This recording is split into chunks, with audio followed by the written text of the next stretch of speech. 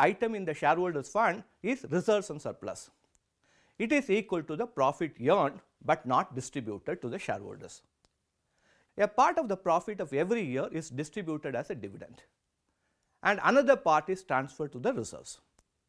This is reserves part of a reserves and surplus. Balance profit is retained in the profit and loss account. It is a surplus part of the reserves and surplus. There are two types of reserves. Reserves coming out of profit is called revenue reserve. The other reserve is called capital reserve. An example of capital reserve is revaluation of asset. For example, if a company buys a piece of land for 10 lakh rupees, the accounting entry is that land plus 10, cash minus 10. After few years, the value of a land price is increased to 300 lakhs.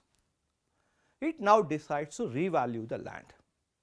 The accounting entry is simple, land plus 290. What is the second balancing entry? Because we need to have two entry. The other entry is capital reserve plus 290 under the equity column. We can't post this entry or increase in land value under revenue. The reserve is created directly without coming through the profit and loss account. Therefore, it is called capital reserve. Another example of capital reserve is issuing shares at a premium. Suppose your company is issuing a 10 rupee share for 500. The accounting entry is cash 500 plus share capital plus 100 and capital reserve is 490. There is a general misunderstanding when one reads reserves and surplus.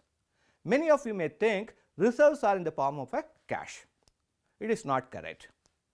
A company with a strong reserve may have a severe cash crunch. A reserve is a source of funds. It is applied on the asset side. It can be in any form. It need not be in the cash form.